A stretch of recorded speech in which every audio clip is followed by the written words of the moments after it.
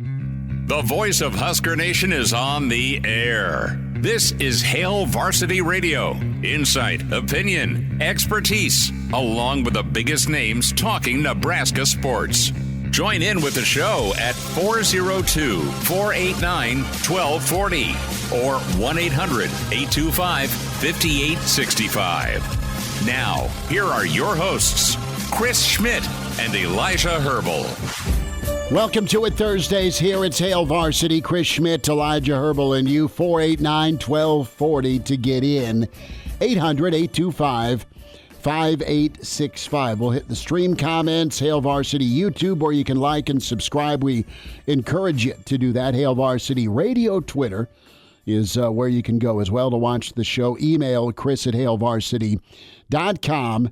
And we'll dive in. Some sad news for Nebraska fans, some sad news for the family of Calvin Jones. We'll get there. A lot of you have already dove in the stream, remembering number 44. So we'll touch on that. Husker Basketball is in a tailspin.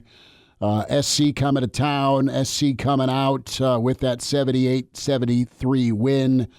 What's next and what needs to happen for Nebraska basketball for the care factor to still be a thing. Brandon Vogel, counter read coming up in about 15 minutes. Danny Burke will join us at 4:40. Burke's Best Bets.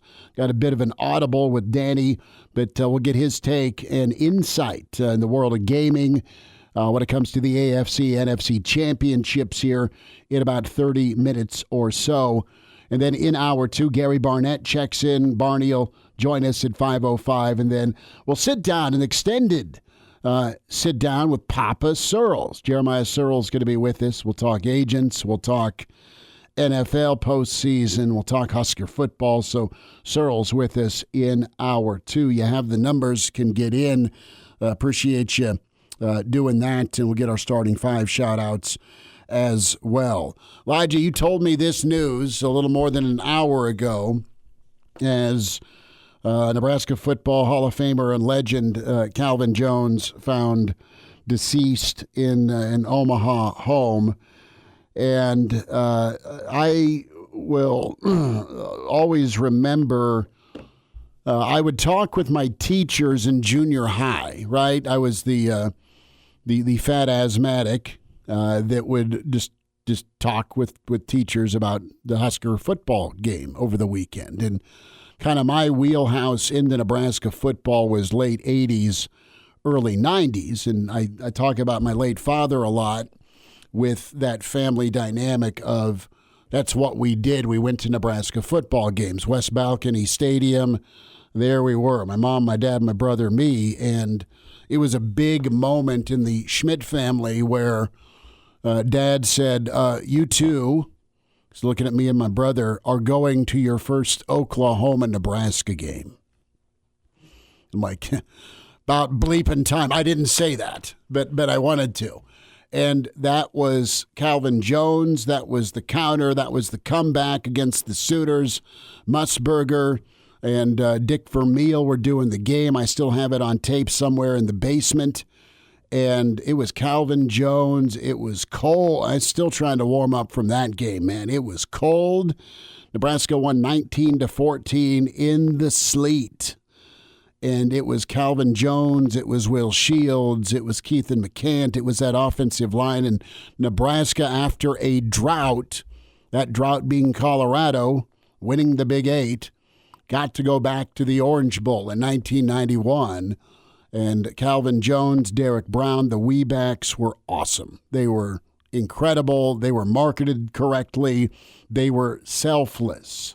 They were absolutely selfless because you got two dudes that ended up in the NFL that were good with one another, splitting time, both cranking out 1,200-yard games. I remember going down to Lawrence, Kansas.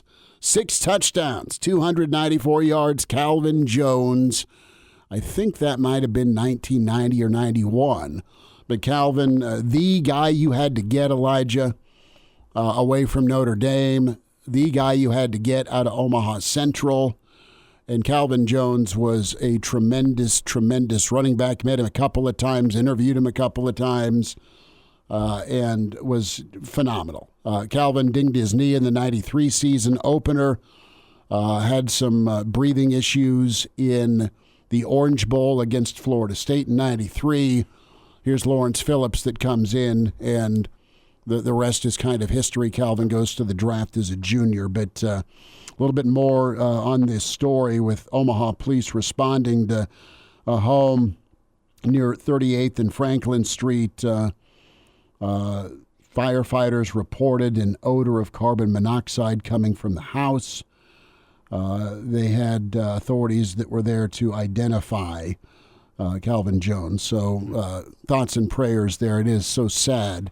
But I smile at the memories that Calvin provided so many Nebraska fans and just the work and talent he really was with that team. And you look at Nebraska's rise from a 9-3 squad that may or may not be able to hang with Colorado to his last season that got them back. Part of the reason being a 12-0 team headed in to play Florida State, 11-0 team going in to play Florida State in that 94 Orange Bowl.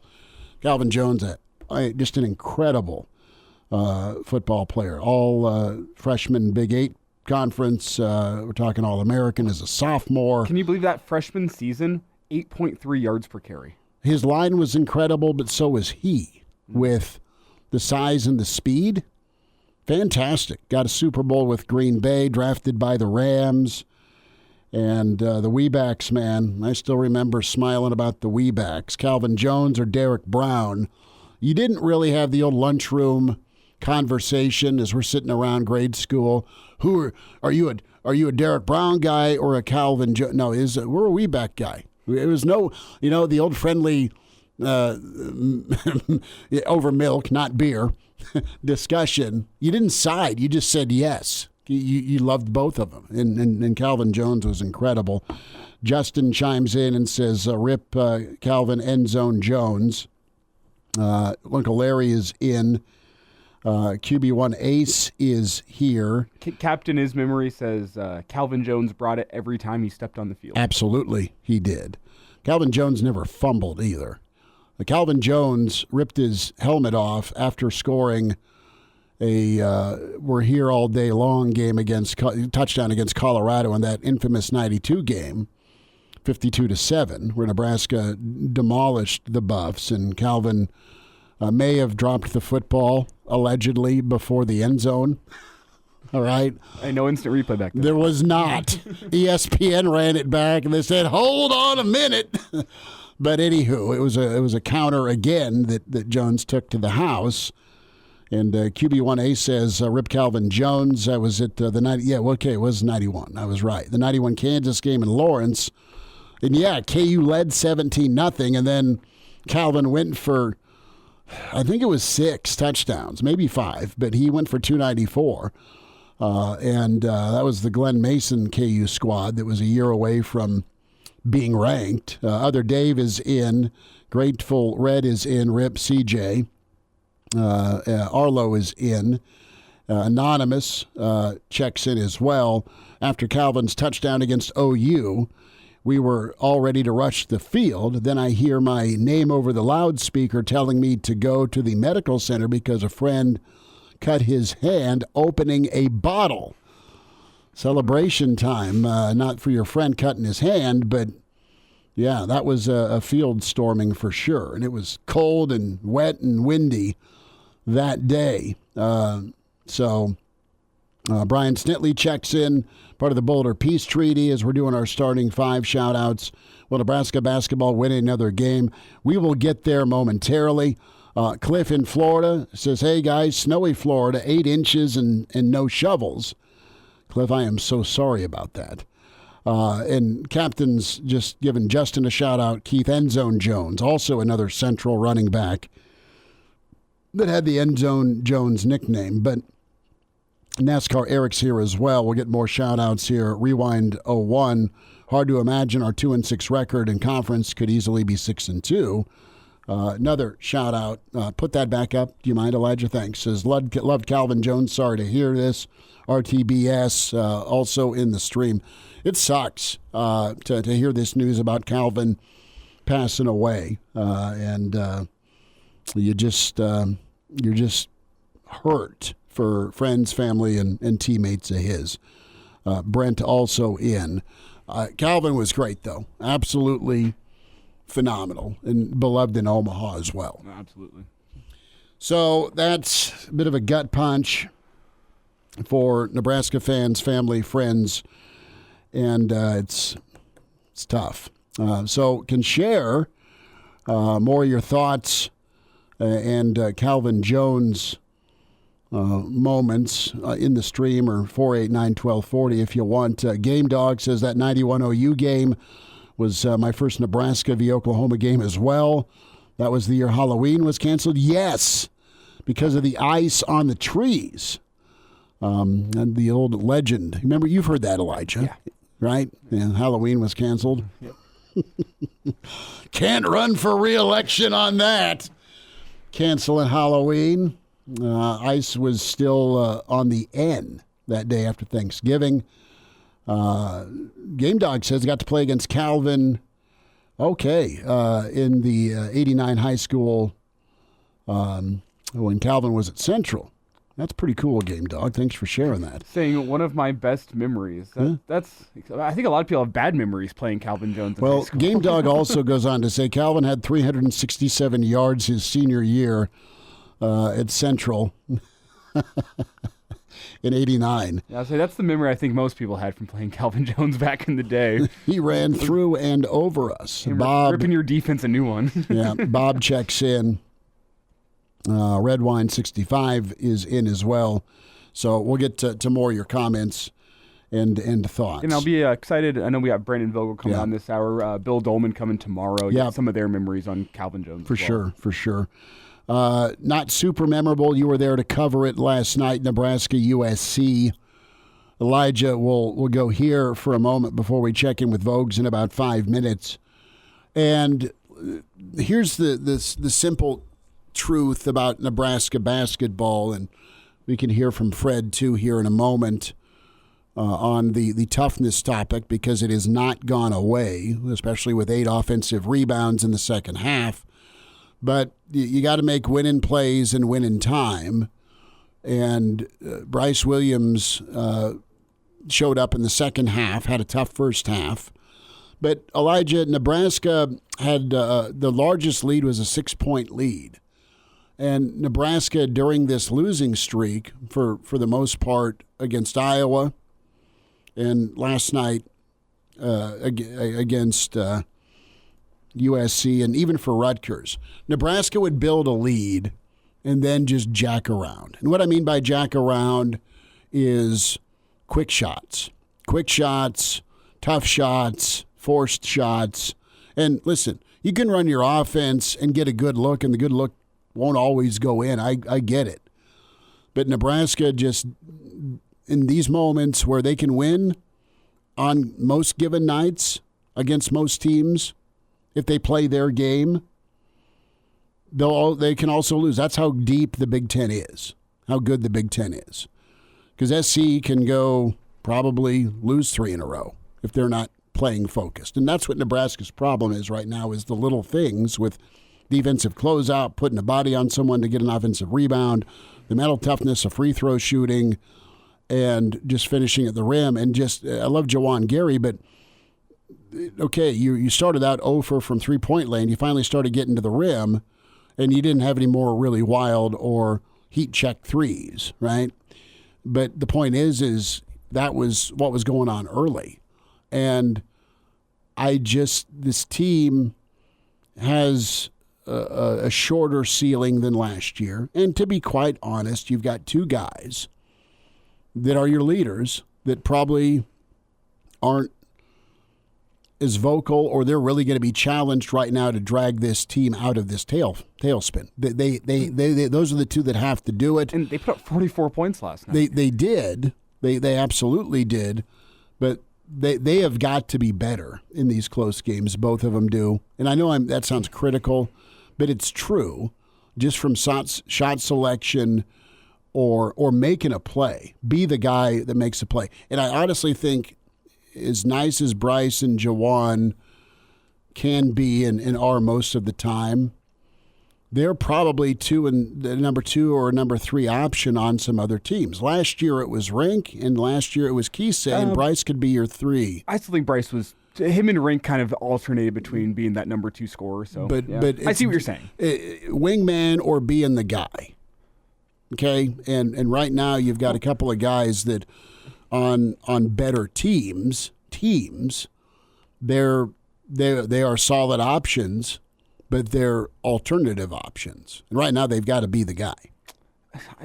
With this team, and if you disagree with that, that's fine. But to me, it's not a skill issue with this team. Roster construction wise, you think this team's probably better with Rink? Yeah, sure. The big men, I don't think they always give you what Fred wants to have in his big men. Like, you got the size in Mia, but he doesn't bring offensively what I think Fred wants his big man to bring down low offensively. Andrew Morgan doesn't bring the size, but he does bring what you want offensively. To me, though, it's not about all of that. It's just about a team right now that does not look like they have confidence that at the end of the night they're going to win. And last year, you always had that confidence that no matter what was happening, unless you're down 25, Kisei can bring you out of it. Kisei's going to hit a shot for us. Yeah. And I don't think that team this year has that confidence that whenever the going gets tough, they don't look like they're confident that they're going to win a basketball game. No. USC had that confidence last night. Well, winning at Illinois a week ago helped with that. We'll spend a little more time remembering Calvin Jones and Husker Hoops with Brandon Vogel. And now, back to Hail Varsity Radio. Back into it, it's Hail Varsity. Chris Schmidt, Elijah Herbel. We say hi to Brandon Vogel from Counter Read, counterread.com.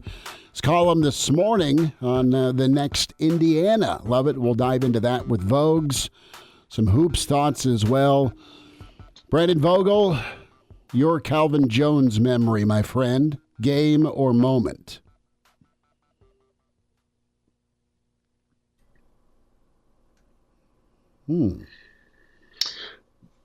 Sorry.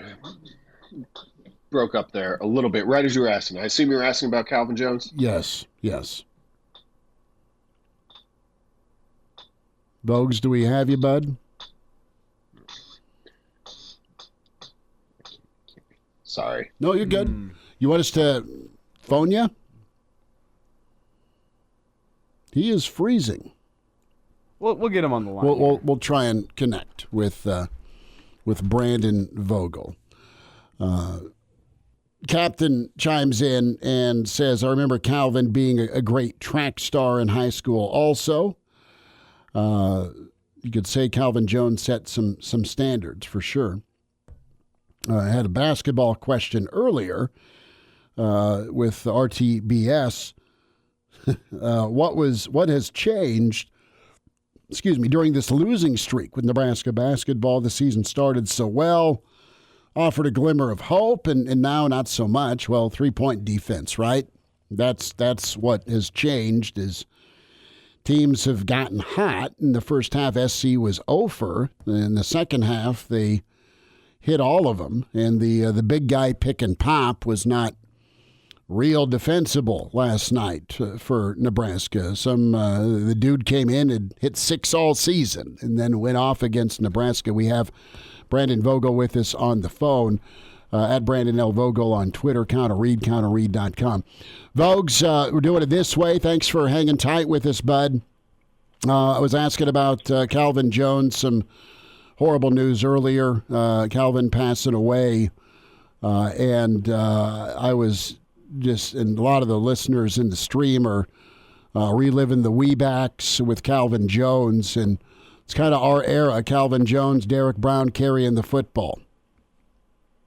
Yeah, it was, and really for me, it was like just before, like I think I kind of became fully not aware of, but kind of followed Nebraska to the degree that I would for what has now become the rest of my life. So in terms of like games and moments, there, I know a ton, but there's not a ton that I remember kind of contemporaneously when I was 10 years old or whatever it was. But I do there were a couple of things with Calvin that when I became a journalist and covering Nebraska that I specifically remember.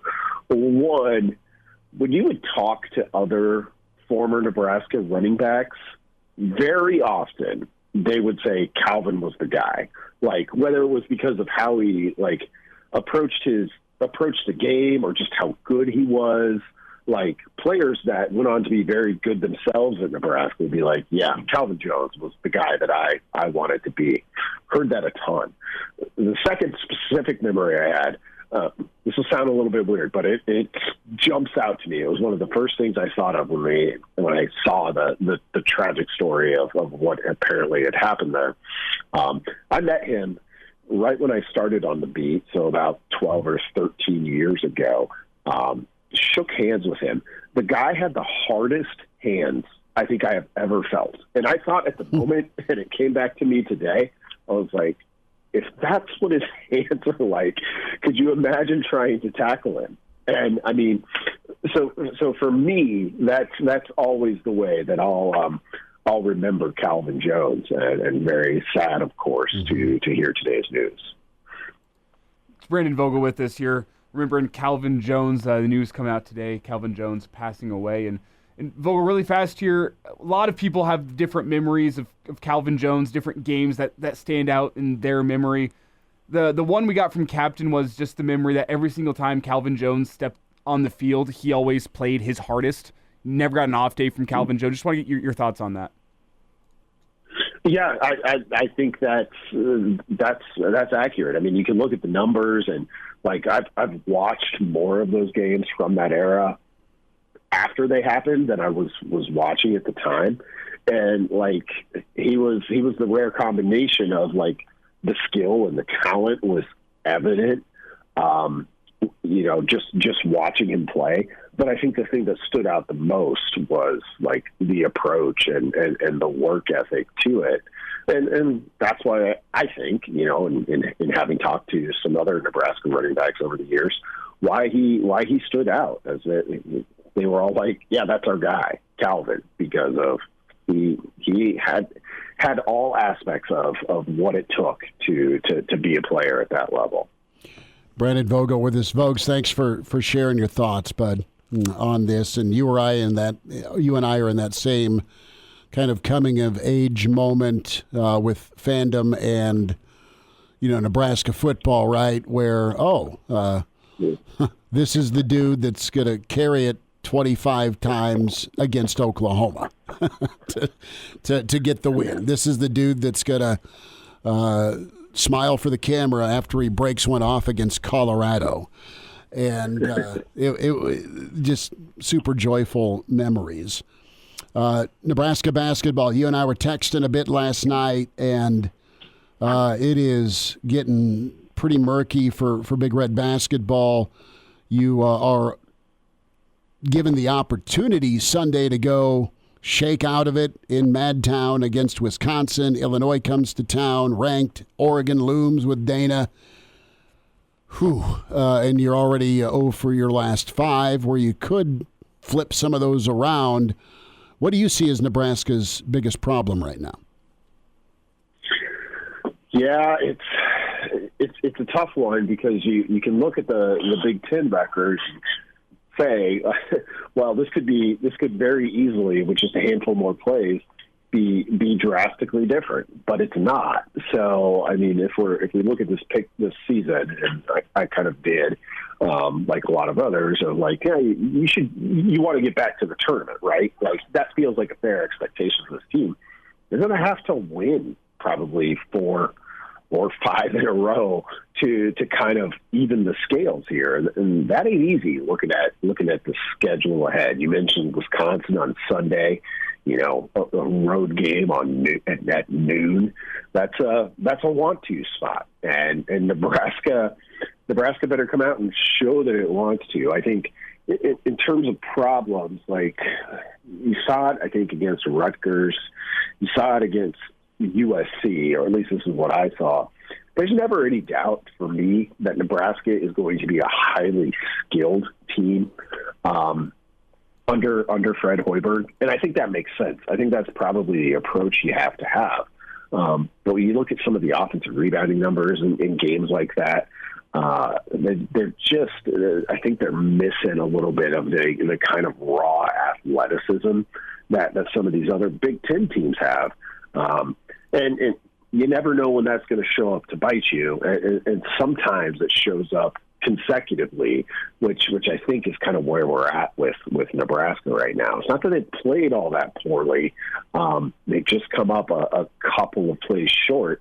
So I don't know. It's a coaching puzzle to try and figure out, like, do we need to make major changes, or is it just like stay the course?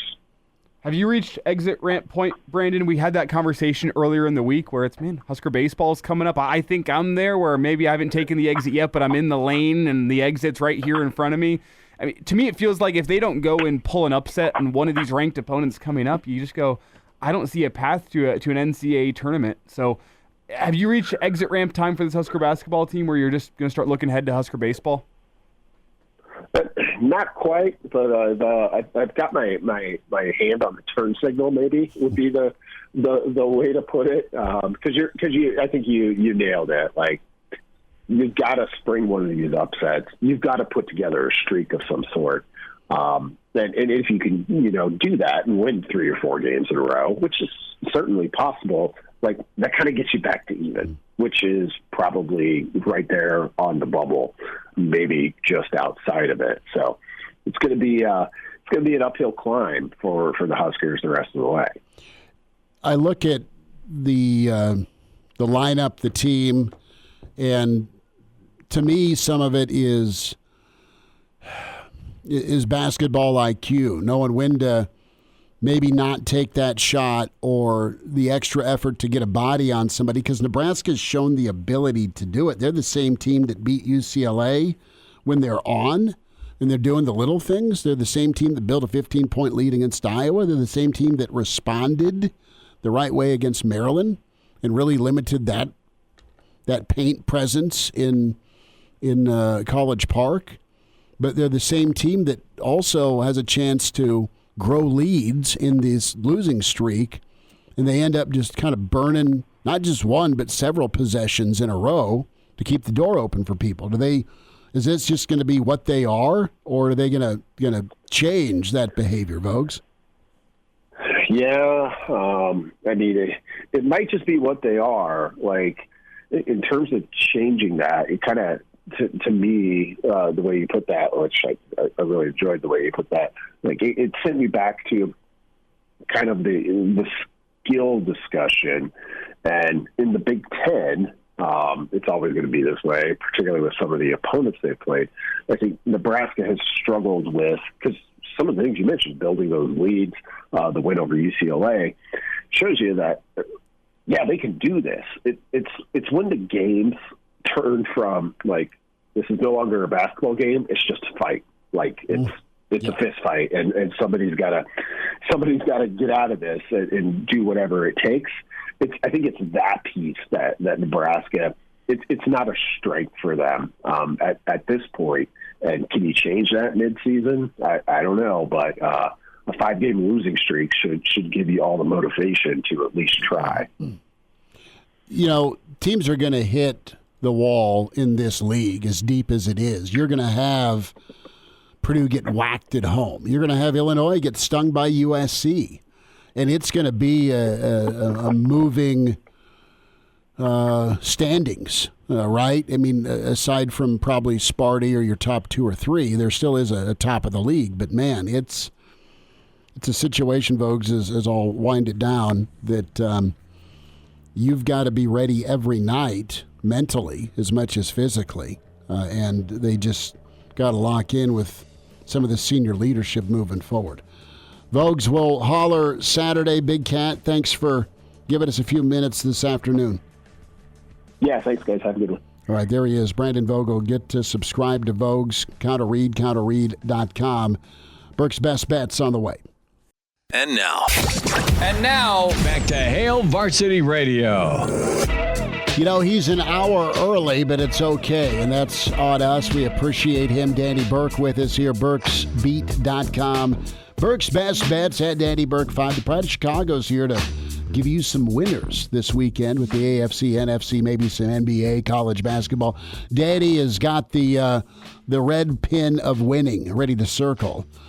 Pride of Chicago, how are you, buddy? Thank you so much for working with us today. And he's muted. Hello, Danny. There we go. All right. How about now? That's on me. That one's on me, fellas. That's all right. Me. Technical difficulties. Yes. No, I'm doing great, guys. You know, it's the end of the season. Things are hitting the fan. We're upset that football's winding down, but we're pumped for the conference championship.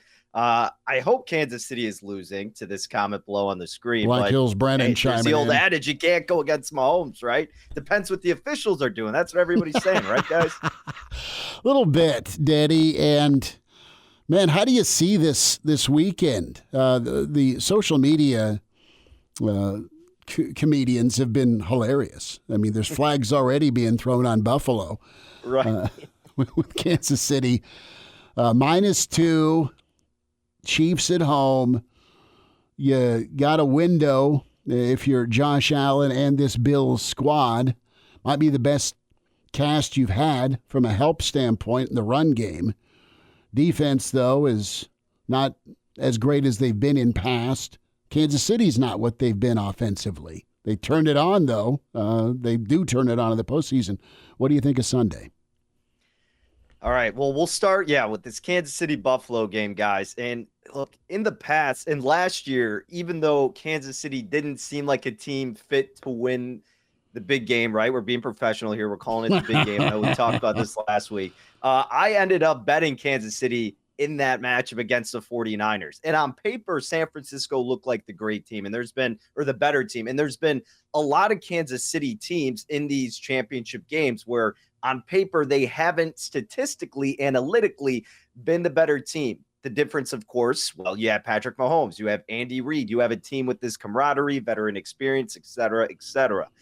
And I don't want to be the idiot who goes against Patrick Mahomes because, the past couple of times I've been the person who's gone, no, I'm not going to fight it. I'm going to, go with it here and lean into the dominance that is Patrick Mahomes and company. But, man, I mean, like you said, Schmidt, I mean, look, Buffalo's defense has been pretty bad when you talk about statistics, but Kansas City's offense has been similar, except they can turn it on when need be on that side of the ball. But last week we saw Buffalo be able to do that against one of the most dominant offenses in Baltimore at home. And that was a spot I was on Buffalo on that side. Pretty much everything else went wrong for me in terms of props, but the side I did have go right for me was Buffalo. And I was happy to see them win, and I would be thrilled if they could win again for multiple reasons. But again, if you're going off of those numbers, I do like Buffalo in this spot, guys, but I think the safer play may be to bet the over. And there are some 47.5 still out in my neck of the woods. I know it's teetering up to 48.5. I believe that's where it opened at as well. But you talk about this defense, Schmitty. I mean, with Buffalo, they're 28th overall, according to PFF, 27th against the run, 31st in coverage. Things change in the postseason. It's played tighter. You step up a bit more, and there's some familiarity between these teams, as we know. And offensively, Buffalo's second in EPA per play, 7th in success rate. I mean, they can move the ball at will. And the threat of Josh Allen being able to improvise, use his momentum with his feet, that's what kills you, much like the Ravens had success with, and much like Josh Allen even had success with against the aforementioned Ravens last week. And I think he can do it again against Kansas City. I think the first time they played when they won like 30-21, he had 55 yards on the ground.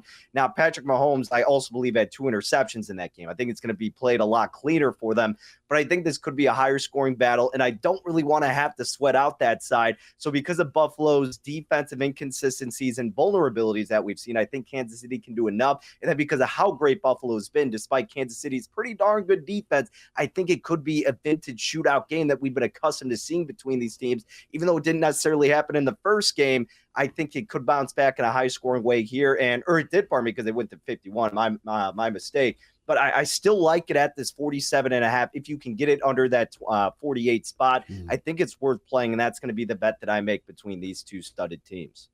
Danny, in the NFC, the Eagles, rightfully so, almost a touchdown favorite. Saquon Barkley, Jalen Hurts, and that Eagles offensive line has just been doing what they want this season. That hasn't changed in the postseason. But Washington, they got Jaden Daniels, one of the better rookie seasons we've seen in a while.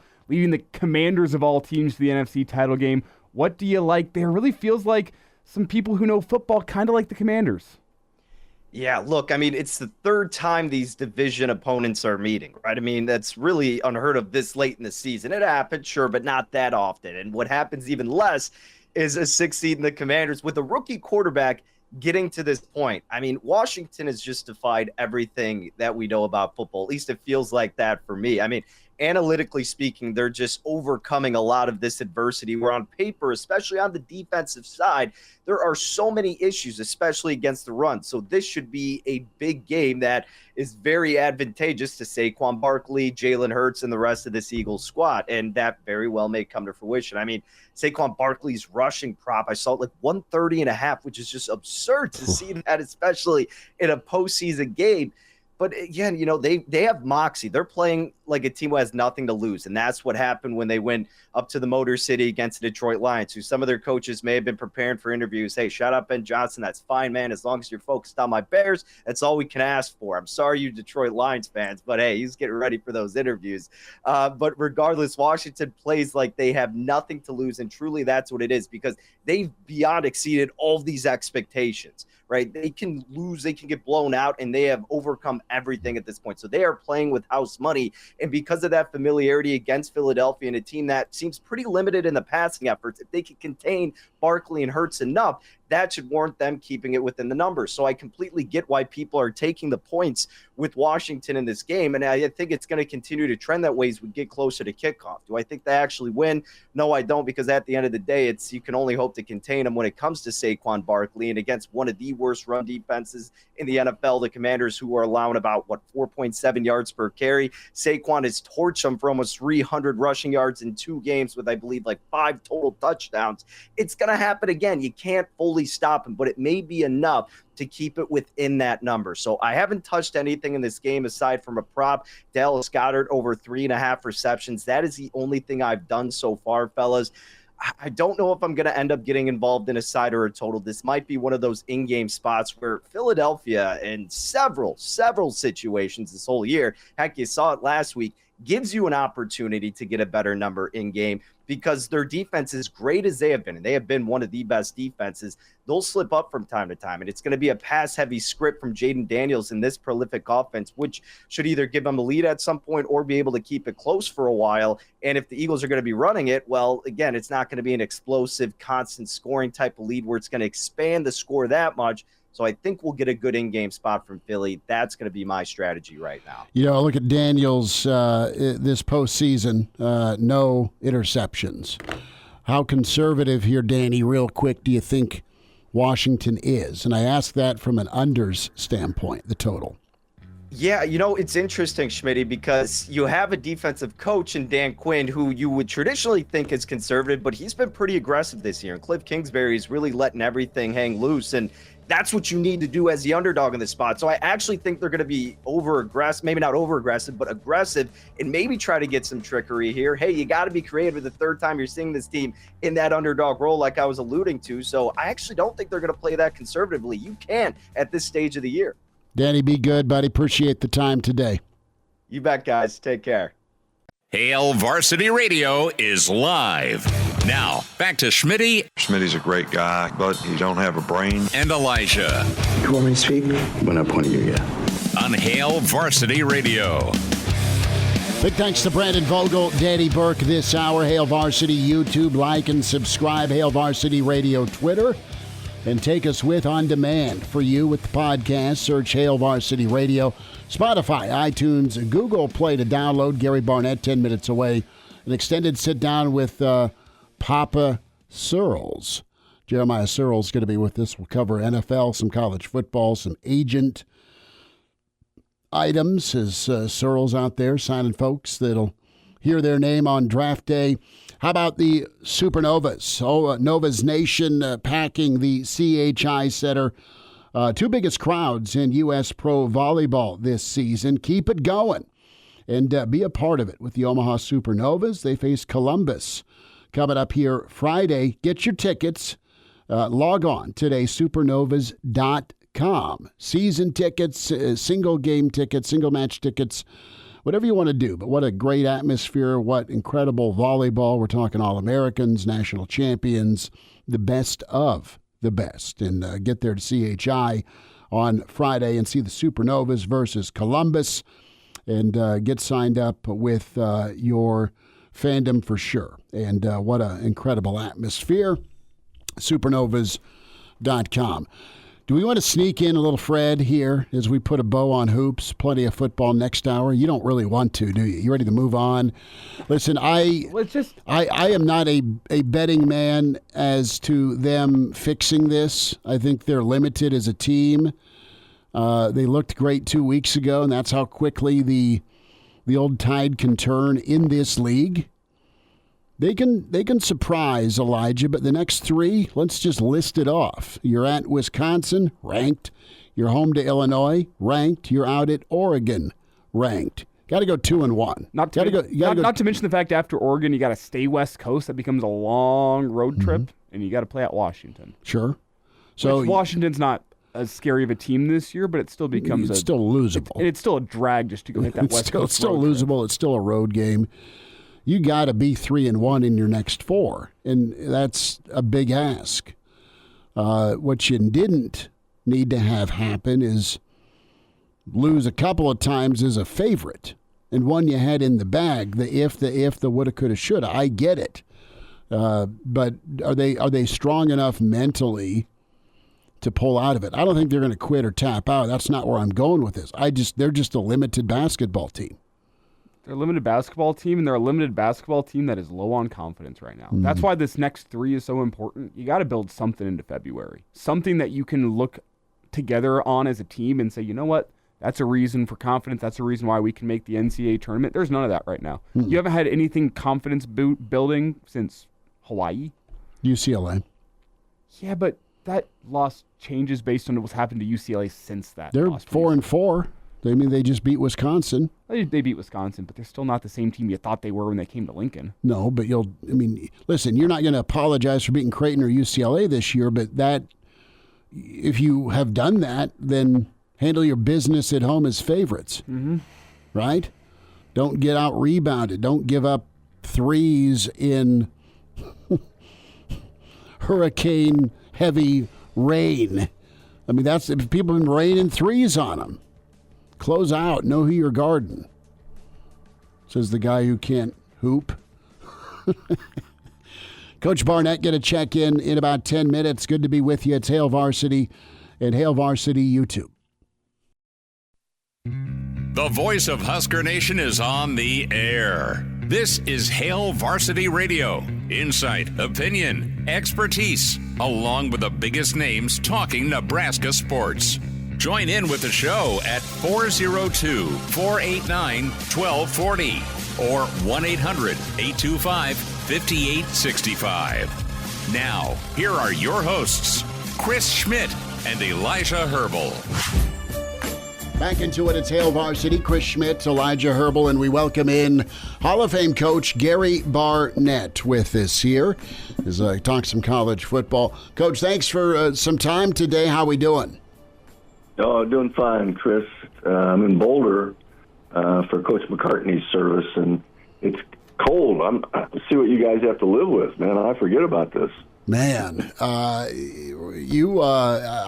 get the weather report from you and my mother that it's usually about 78 and awesome down in the Valley of the Sun, and yeah, now I will tell you, we're going to get 50s next week, which I'm all excited about. I might find my way to a golf course here, but it feels like 50 because it was minus 20 earlier, and it was but we're kind of working our way out of it. And how have you been with? And I know we talked briefly last week about Coach Mack's passing, and I know you've had a chance to reconnect with players and coaches and staff that were a part of what was built, man. Yeah, well, just like, what would happen there if this sort of thing happened there, it was an unbelievable turnout. And, Mac has 4 kids, and all of them spoke, and they just did an unbelievable job. His grandson spoke, and So we had so many players come back from, when Mac started in 1982, and lots of coaches back, and we had to use the event center. There were so many people, and it was a whole day. It started the night before, and Dave Platty's got a restaurant, and he had everybody out there, and then yesterday's service went from 10 o'clock to almost 2, and then from 2 to 5 or 6 they had just an open mic with food, and of course everybody stood up and told all the stories. I wish I could have written all those down.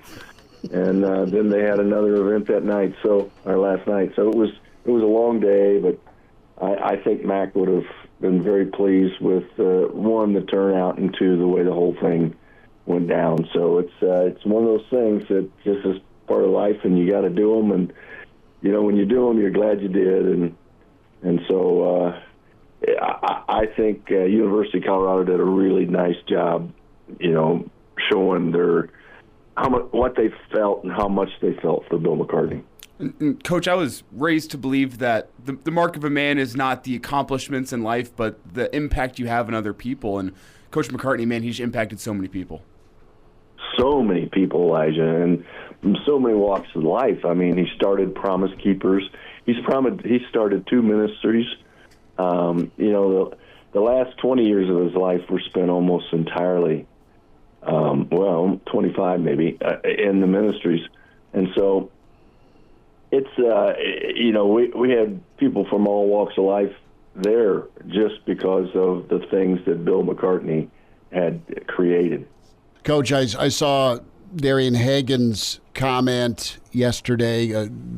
Colorado football put out a video, and I think you were in part of it was featured with some of your comments, and Darian Hagan also chuckled, and I saw this on social media, where whenever Hagan would see Coach Mac would say, "You saved my job." and Hagan would say, "Well, dude, you saved my life." And I mean, I gotta get a kick out of that, the interaction. What was that like for you with that? Take me through the phone call from Mac that joined staff. And the thing that wows me about Mac is not only the wins and the talent, but just the staff he put together. You guys were really talented, and then obviously the coaching tree, a number of you guys went off to be really good head coaches.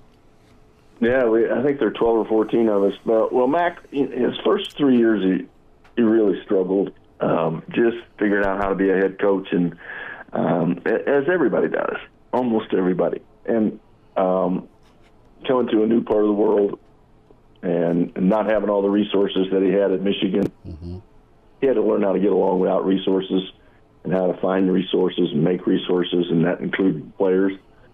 And so about 1985, when we went to the triple option, and actually Bill Barolt gave him an extension after a 3-8, 3-8, and 1-10 first 3 seasons. So Bill Barolt saved his job too, and then when we went to the Wishbone, we started to figure out how to win and get some national attention, playing some bowl games, and from there we were able to start recruiting some kids, and we had a couple of great recruiters.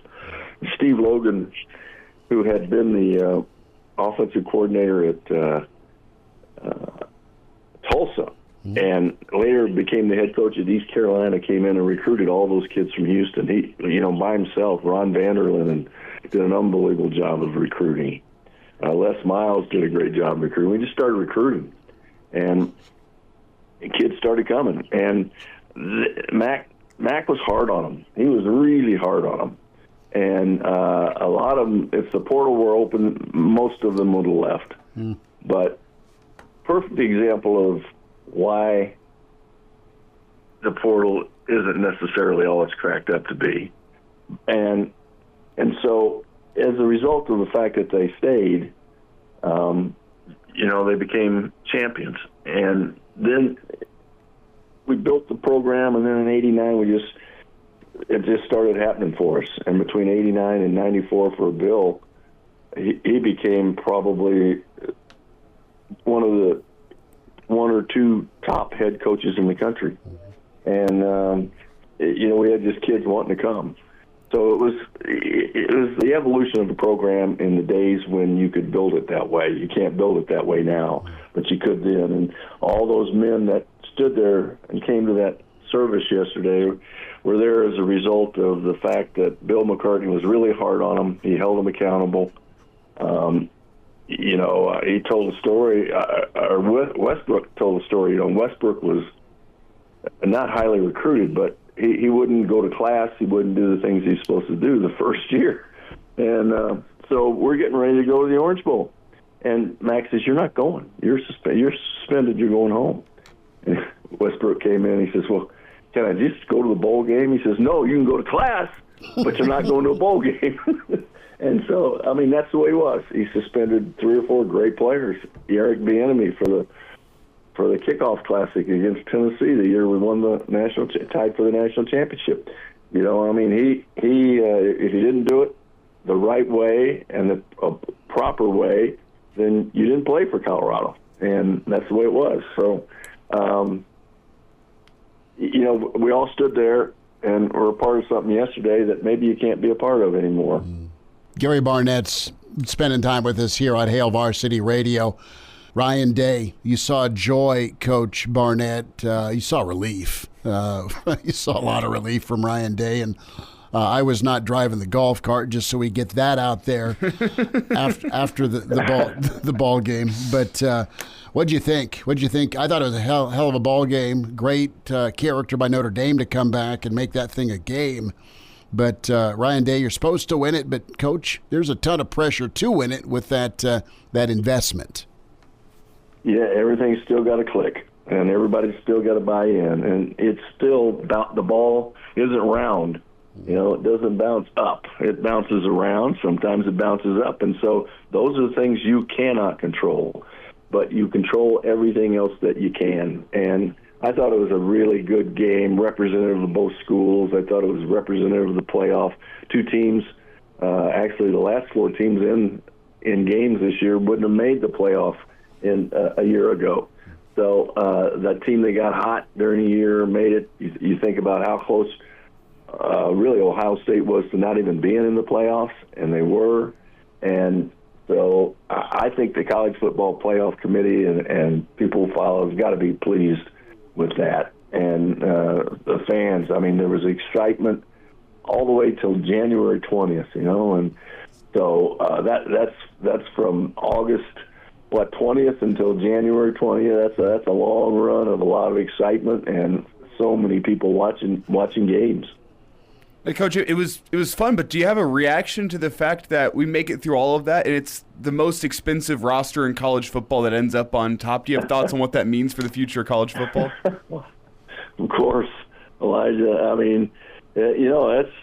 That's what it is, and I think the next job that has to be accomplished is somehow get this under control. But at the same time, it appears to be that's what people want. They want you to go out and get the best players. They always did. Before you couldn't because you had limits or you had a reputation or you had, there were issues. But now the only thing that holds you back is the investment of your program by the people in your program. So maybe that's the way it's supposed to be. I'm glad that I'm not doing it. I'm glad I did it when I did it. And if I were in the middle of it, I'd probably figure it out now, but I'm not. So, Gary Barnett with us, Hail Varsity Radio. Coach, from a Nebraska angle, do you take anything away if you're Matt Rule, the national champion of college football in this first playoff expanded era? Was a team you had on the ropes in Columbus at the end of October. You lost to them by 4. Do you even look in the rear view for that at all, or is it just one day in time during the college football season in 2024? Well, you bring it up every time you recruit and every time you're in front of the media. But other than that, you don't think about it much. But I think if there's one thing that everybody has to take away from this thing is the impact of defense. Yeah. And all four of those teams, and you've heard me talk about stop rate and all that, but all those teams were all in the top 10 in defense and defensive stop rate, defensive stats. That tells you something, because as you know, and Notre Dame was right there. They were number 2, and Texas and Ohio State were 1 and 3, and so that, to me, that's a big statement that every football coach has to look at. Well, Coach, it's easy to be the Monday morning play caller. You have thoughts on going one-on-one with Jeremiah Smith, third down, crunch time? Well, you know, sometimes you get the bear and sometimes the bear gets you. And, you know, I don't know. I didn't like the call. I didn't mind the field goal attempt. I thought that was fine. I didn't have any problems with that. I'm with you there. When they lined up, 3rd and 13, when they lined 3rd and 12, what it was, they lined up and brought 7 or 6. Man, that's putting a lot of pressure on that poor corner out there. I know that. And the kid ran a great route, but and the quarterback made a great throw. They had to pick all that up and get the ball thrown. They still have to execute against that. The other team does.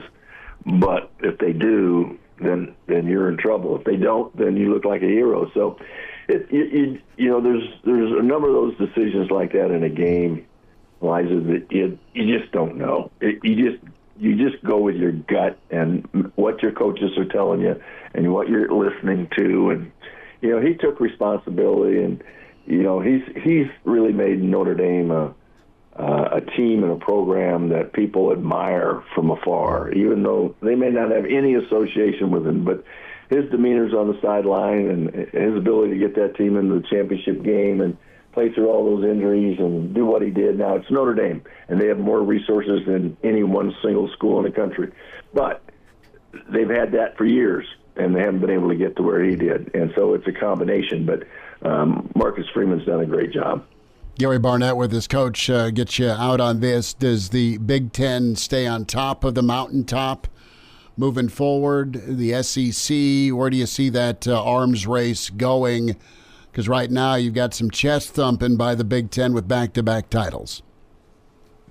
Well, you know, to the victor go the spoils, and we'll have to. You know, that's the beauty. We don't know. We get to talk about it for another year, and you know, a year from now, I'll answer that question for you. But I don't know. It's we don't know who the next one's going to be. And a lot of it comes down to quarterbacks, or a lot of it comes down to character. Both those teams had a lot of character, in my opinion. And, you know, it still comes down to culture and character. Yeah, and that is what makes the difference. It's not about the money. So we'll see who can put the three of them together. You watching any NFL this weekend or no? Oh, yeah, I'll watch the NFL. I watched it the last 2 weeks. So, yeah, I'll watch it for sure this weekend. Plus, I think it's a little chilly in Arizona, so you know, I can't play golf that much time. No, I know. So you got to lean? You going Buffalo or KC? I mean, really, it's hard to bet against either one of those two quarterbacks, I'm telling you. Yeah. But KC's they've had so many lucky breaks. You got to figure there can't be another one left in that bag. But and Buffalo's physical. I'm going to go with Buffalo. Okay. Chiefs -2. How about old Daniels? That guy's so much fun to watch. Washington heads to Philly. Eagles -6. I'll tell you, that quarterback, Jaden Daniels, is really good. I think I'm going to go with Washington. I saw him play last week, you know, as well, last 2 weeks, and I just think he's a cut above everybody out there right now. He's money. Coach, enjoy your weekend. Thanks for the time today. Great being with you guys. And now, back to Hail Varsity Radio. Back into it. It's Hail Varsity. Chris Schmidt, Elijah Herbel. Papa Sirles is back for 2025. Jeremiah Sirles with us, our favorite Husker offensive lineman. Of course, you know he's part of One West Sports. at J Sirles 71. Look, new year, I get the Twitter handle right. I love it. We're moving. It's X, first of all, right? I'll never make that change. No, I'm not. I won't either. I just like messing with people. I've been on the phone too much with the lineman. I got to catch myself here. How goes live on the air? How goes it, brother? With the agent side, it's going really good, guys. I appreciate you asking. Yeah, I've been traveling like crazy. I was in Florida first part of the year for the Hula Bowl. I was in Minneapolis all last week working with the guys up at the gym up there. I'm home this week, and then I head to Mobile on Monday for the Senior Bowl, right? And then that rolls right into the Combine and all that fun stuff. So crazy busy time of year for me here, but I love it. It's super fun to get back on the road and watch your guys do what they do and get back around the scouts and the whole bit there. So Junior is up to 5'11 and a half. He's 200 pounds. He's not quite 6 foot. He just can't just click. Grandpa Schmidt was the only 6-footer in the crew.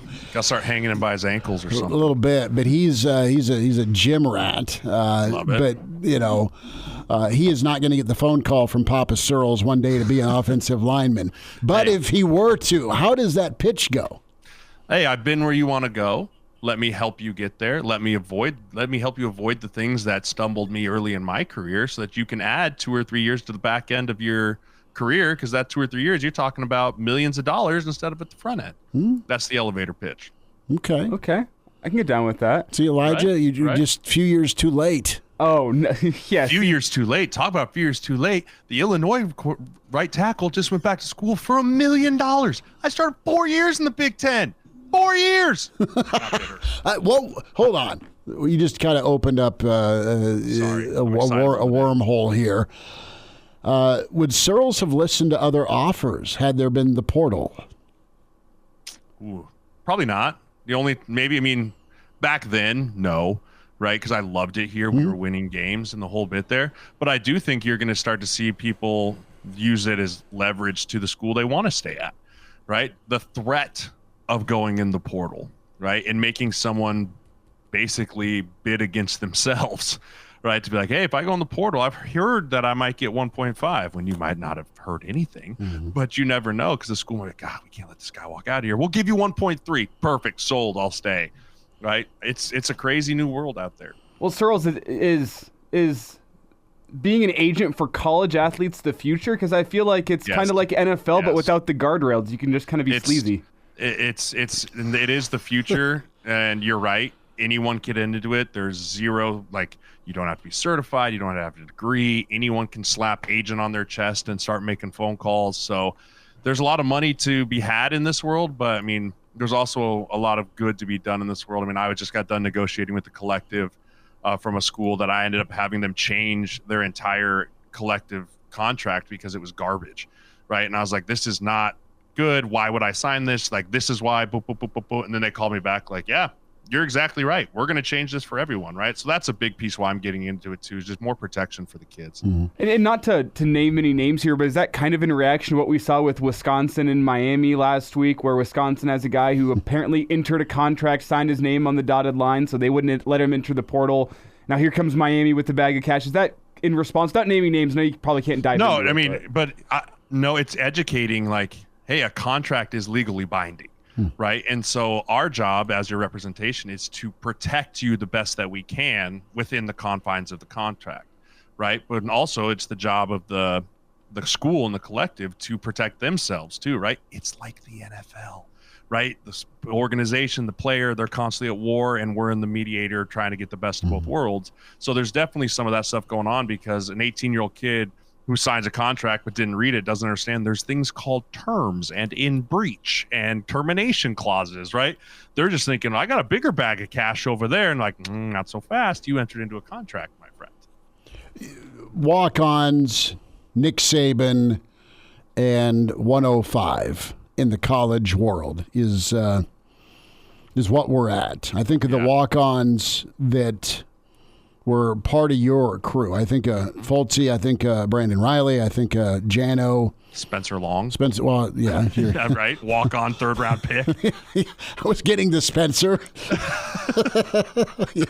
Best for last, you know what I mean? Yeah. So, without the walk-on program or the walk-on chip because you can verify or not that walk-ons that are good, that are walk-ons, not scholarship, have a rather large chip, and they bring it Monday through Thursday in practice.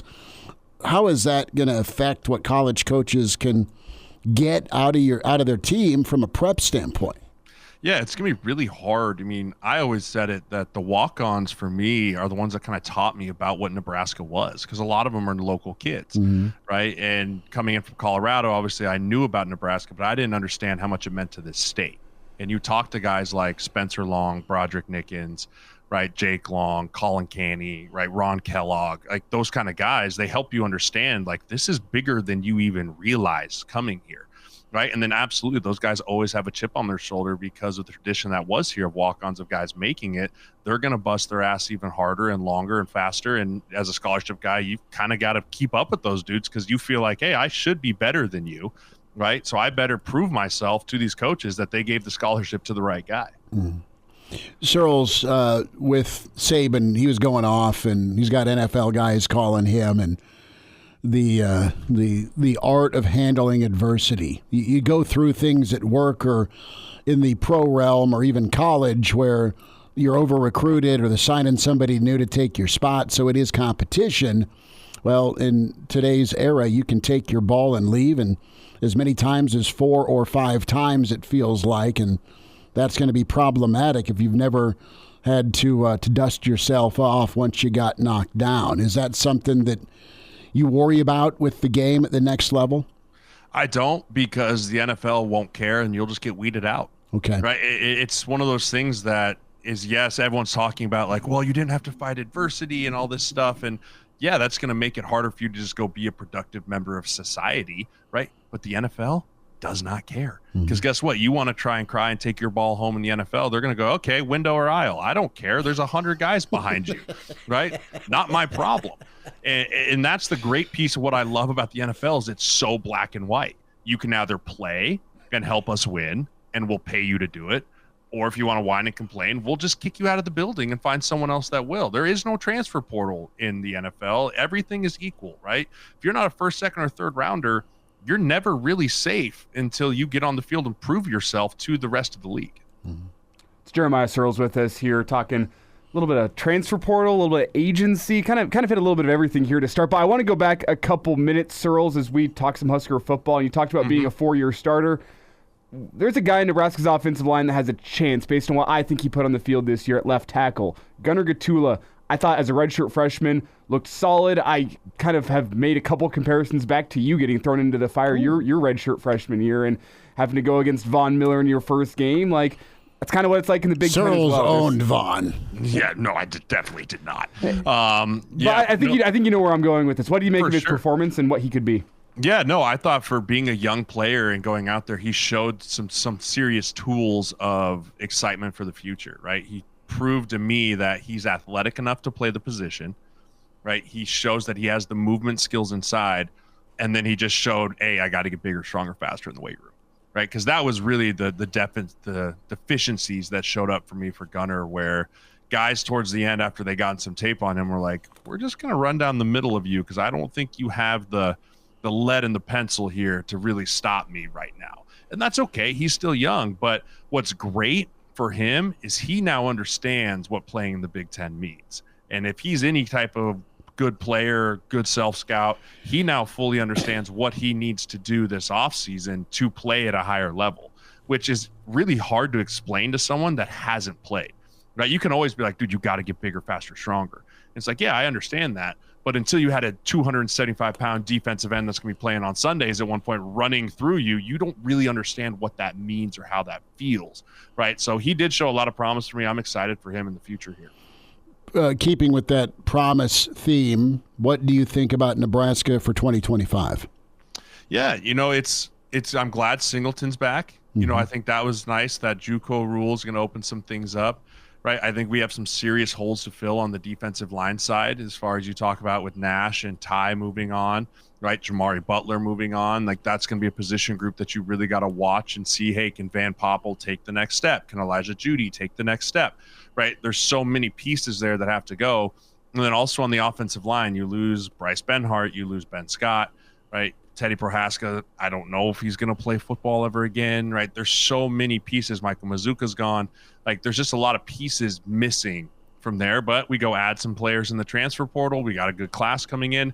I'm not really sure how I feel about this 2025 class because 25 Huskers, because there is so many moving parts. Well, you saw Illinois climb the ladder. You saw Indiana climb the ladder.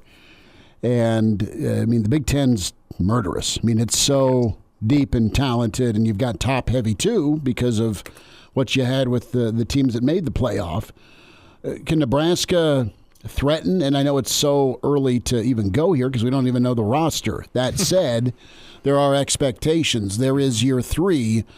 The jump is expected. Jump from beyond 7 and 6. Yes, and I think the jump now is, I mean, forever the last, 6-7 years has been like, make it to a bowl game for the love of God, right? Like anything. I'll sell a kidney. Like, what do you want? I'll do it, right? Now we've got that monkey off our back. Now it's about putting out competitive teams week in and week out, right? It's about being a chance to go and be an 8-9 win type of football team, because that's where the bar has to be. Where, and I hate saying it, but like when I was playing, and I hate when I was playing, right? But when I was playing, we knew that the 9-win season was the bar, right? Like that is, you can't go lower than that.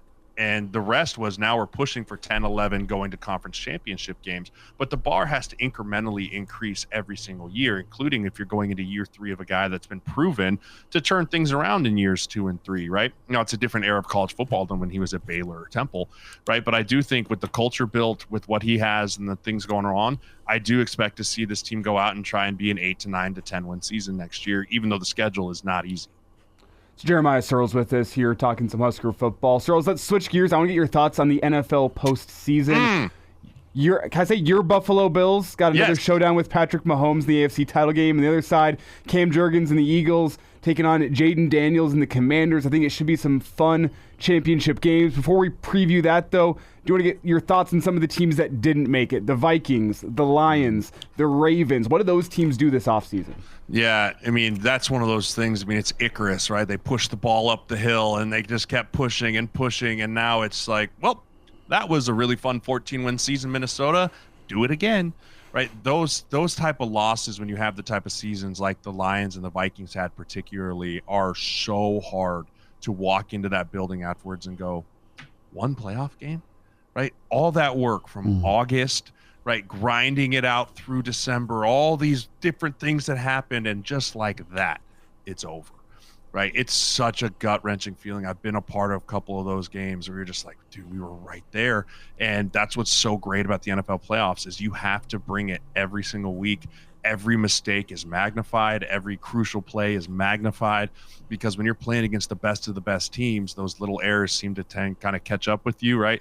The Lions, the injuries finally caught up with them, right? You're playing against a much better opponent offensively than they've really played going through there, right? You look at what the Ravens did. I mean, it sucks that Lamar Jackson, now we have to hear the conversation of, oh, can he do it? Right? He's fantastic. It's so hard to get out of the AFC, right? But I mean, all those teams had great years, but there's only one happy team at the end, right? And that's why it's so hard to win a Super Bowl. But all those teams had phenomenal years. And I mean, it's not go back to the drawing board for any of those teams, in my opinion.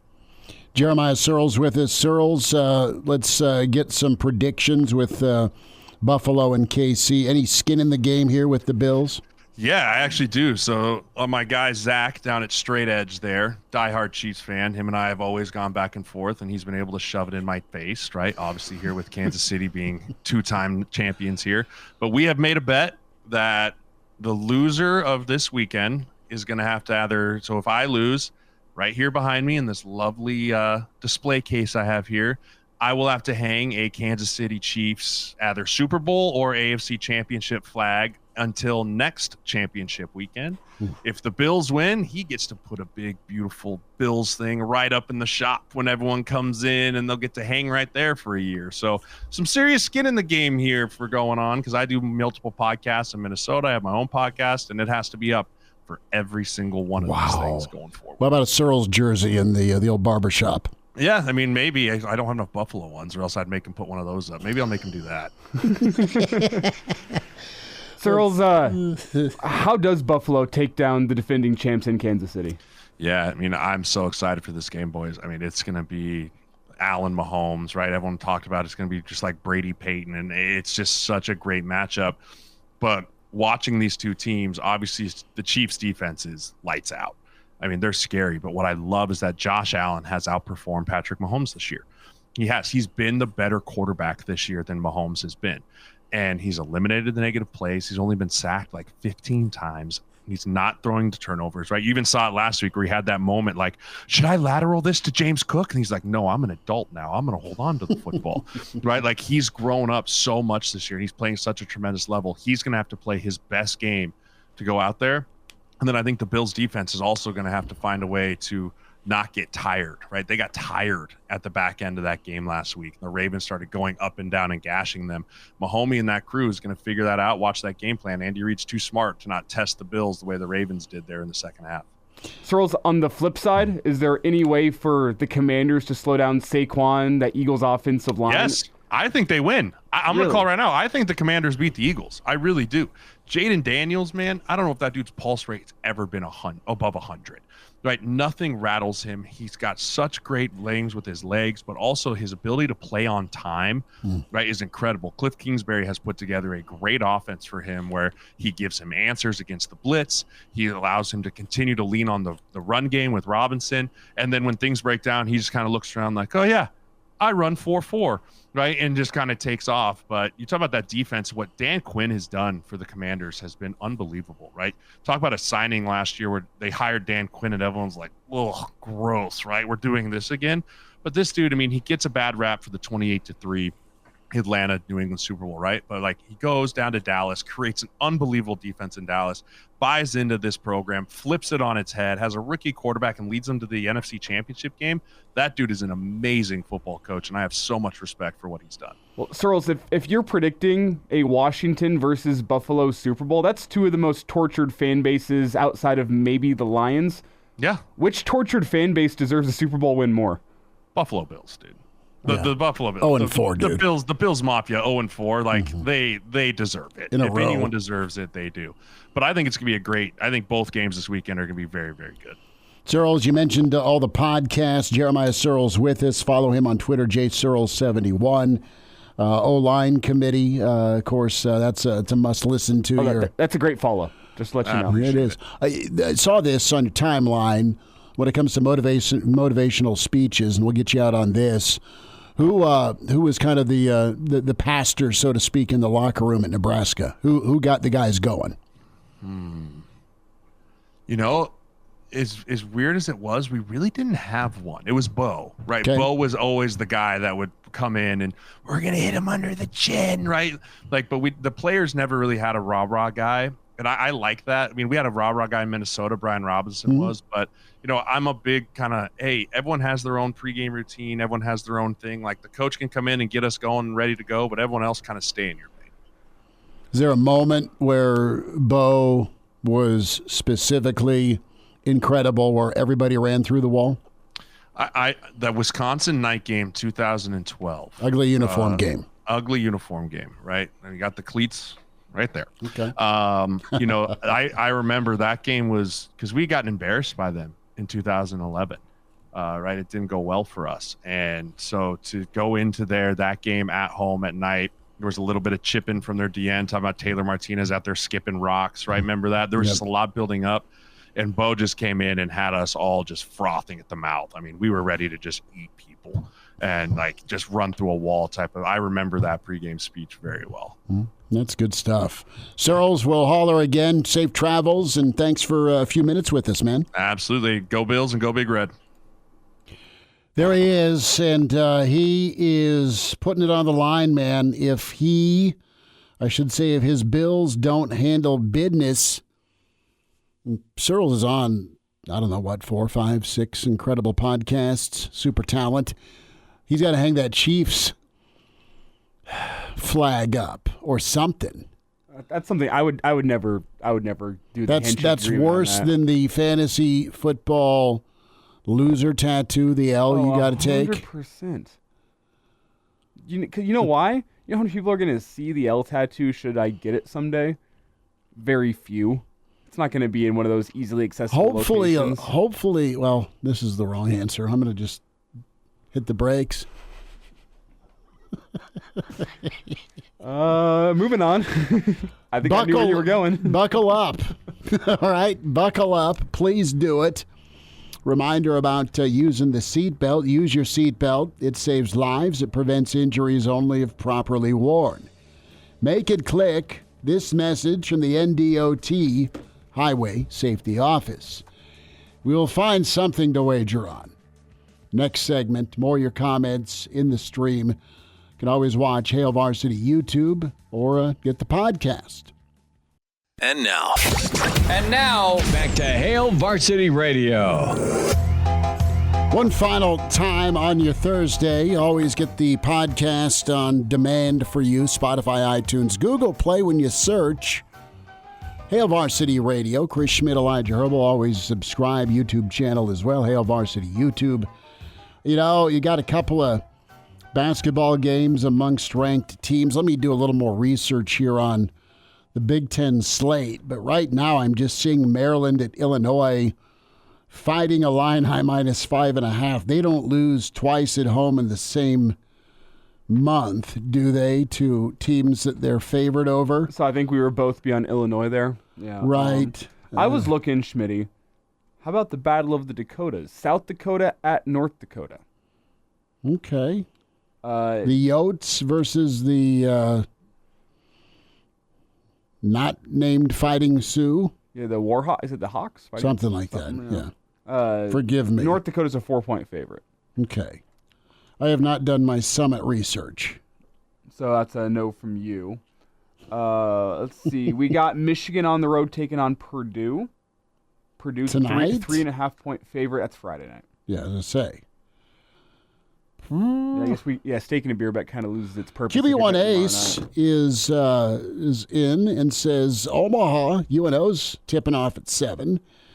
They're getting 3.5 versus St. Thomas. I'll take the Mavs. Play the 3.5. I'll take the Mavs too. Yeah. Well, someone in the stream, give us something to bet on here.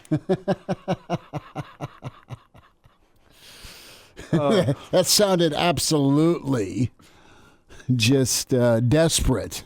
Give me something to bet on. Okay. Is there like some sort of Chinese? Is there any NBA? I was thinking Chinese ping pong. Is there a league game tonight in Chinese ping pong? There's got to be. There always is. Blindfolded lawn darts. In the NBA, let's play fair catch. In the NBA, I mean, do I care to watch the Paris game that's over. The Nuggets are hosting the Kings tonight. Lakers Celtics tonight. Yeah, both Celtics they should roll. I know. I mean, yeah. Let's go to stream chat. Anyone have anything in the stream chat? Celtics Lakers. Okay. Well, why don't we just hammer a parlay out? We'll take the Celtics. We'll take UNO. Take Illinois. And we'll take South Dakota. No? Parlay. It kind of defeats the purpose of a stake and a beer bet, doesn't it? No, I know. I was trying to cover my end here. But tomorrow on the show, we'll reach out, see if BC can join us. Brian Christopherson, it's a Friday. Hoping to wrangle Jacob Padilla. Love his thoughts on hoops. Pride of Fairbury, Bill Dolman. And hopefully, he's imaginary and wears red. He'll be able to pick some winners for you with the NFL Championship weekend, AFC, NFC. Big thanks to Gary Barnett today. Big thanks to Jeremiah Sirles. Big thanks to Brandon Vogel. Big time thanks for Daddy Burke, burksbeat.com. What are you doing for dinner tonight? Dare I ask? Buffalo chicken, rice, green beans. Well played. Yeah, pretty simple. Steven says, I bet Chris has never eaten a $2 steak. Is that our steak and a beer bet tonight? I have. Because the last steaks I purchased, they were the little 5-ounce deals. They were $3.50, so they were over the 2. That's inflation. Thank you. Air fryer was money, Stephen. Talk tomorrow at 4. Thanks.